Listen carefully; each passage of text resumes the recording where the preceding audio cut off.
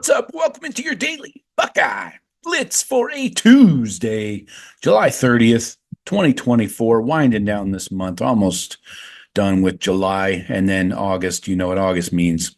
Freaking football. Hell yeah. Just a few more Saturdays to go, and we're kicking it off. So please hit like and subscribe on this video if you hate Michigan, the cheaters. Excuse me. And if you like Ohio State, or if you just like the content. Really appreciate it. It helps other people find this show and others. So today we're talking about the wide receiver room. Who doesn't like a good conversation about the Buckeye wide receivers? It's always a hot topic and important topic because we got to replace some dudes, man. We lost a couple guys, got a ton of snaps to refill to find dudes to fill in at. But let's get into it here. If you're listening on podcasts, I would love a review, just a 5-star review. That's all. Just five stars. That's not much, right? I appreciate that. So let's get into it here. The Buckeyes are looking for depth in this top-heavy room, according to Ryan Day. He spoke about the wide receiver room at Media Days last week. So we wanted to kind of talk about that. Obviously, Emeka Egbuka is at the top of Ohio State's wide receiver depth chart.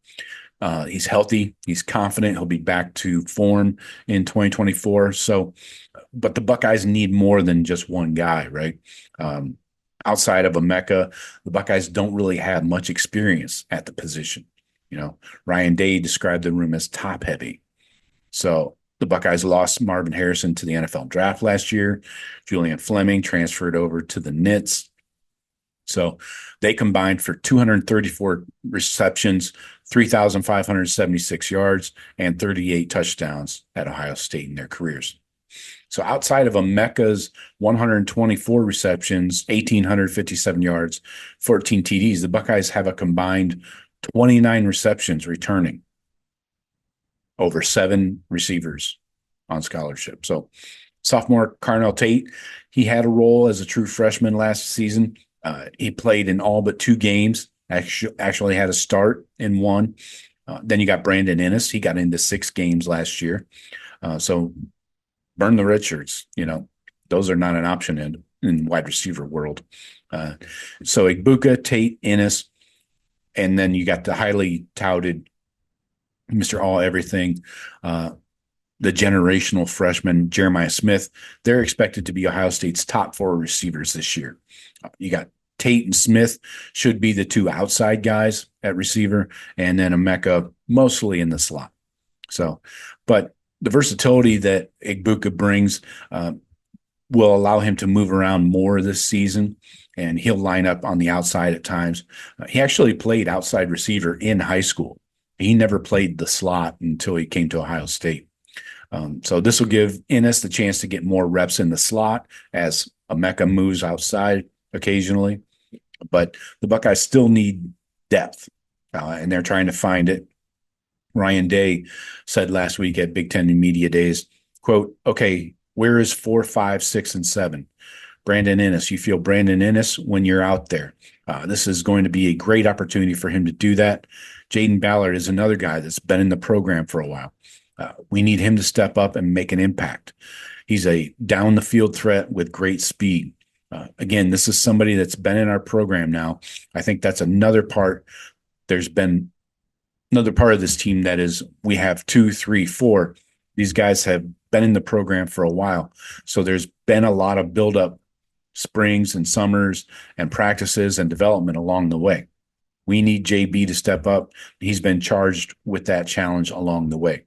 So a very clear message there. If it wasn't, Jaden Ballard needs to freaking do something here. Going into year 4, you got to do something, man. Piss or get off the pot. So Ballard, entering his 4th year, has only caught 10 passes in his career. He has worked hard to be a piece of the offense, and the coaches were impressed with him at the end of spring ball this past spring. So a consistent Jaden Ballard would be a huge boost to the depth of this wide receiver room. just because of his experience and his ability. I say you use him like we used Jameson Williams back in 2020.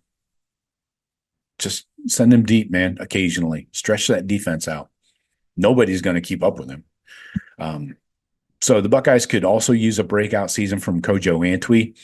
He's been in the program for 3 years, played in only 6 games on offense. He has 0 receptions, of course. He's played some time on special teams, but that's not the same as playing offense. Then you got Bryson Rogers. Played just 6 snaps on offense last year. He had a number of strong practices in this past spring. So he looks like he's ready to take on a bigger role. Ryan Day at Big Ten Media Days said, quote, Bryson Rogers is another guy that gives us some playmaking ability in the slot. He's gotten bigger. He's gotten stronger. He needs to continue to play that way because he has the ability to run routes and get open against anybody in the country, in my opinion. Kojo Antwi is somebody that has to step up as well. And then we have some other young guys in there that have an opportunity to do that. Now, Jeremiah Smith, he's expected to play early in his career and often. Top-ranked recruit in the 2024 class. We know all about him. Smith really impressed the coaches and his teammates, too, in spring. His teammates talked about his ability even after just the 15 practices. So don't forget about his classmate, the 2024 class, Mylan Graham. He's another talented receiver, high 4-star, fast dude. He's the number 12 receiver and and a high 4-star prospect. Graham didn't enroll early, so he's just getting onto campus last month. That will affect how quickly he gets on the field this fall, of course, right? Because he's a little bit behind the 8 ball. Then you got freshman Demarion Witten from Cleveland Glenville. He was recruited as a tight end, but he's going to work with the receiver group this fall to help out with the depth. He's a big-bodied. He was just a 3-star. I think he might have been a low 4 on some services, but Witten may not be ready to contribute immediately, but he can add depth if he can develop quickly.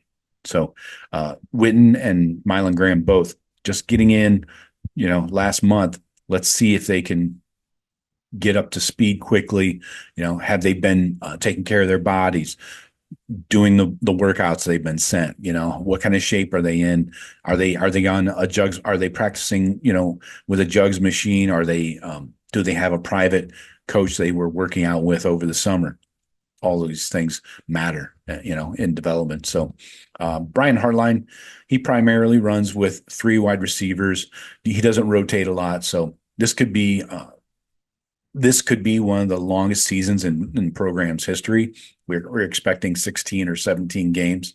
So the expectation is a Big Ten title, a deep run into the 12-team playoff. And Ryan Day has emphasized playing more depth at all positions to keep everybody fresh. So as the Buckeyes enter fall camp, they'll need to find that depth at receiver. Like Ryan Day said, quote, that 4, 5, 6, and 7 is going to be critical in solidifying the wide receiver depth. But that's going to have to happen this preseason, meaning fall camp. So it's very imperative. He knows who his 1, 2, 3 are. I think we all do, right? Emeka, Tate, Smith. But the snap counts we need to replace, and this is just in a 12 games season. Marv only played 12 games last year, but he had 650 snaps. Fleming, 550. X-Man, Xavier Johnson chipped in 239. That's over 1,400 snaps right there with those 3 guys that are gone. So a lot of opportunity there for these receivers, these young guys. And again, everybody's going to play. The 2 deep is no longer a thing. You need a solid 3 deep across the board, every position. Injuries are going to happen too. So that's all I got for you today. Some deep wide receiver talk. Talk to you later.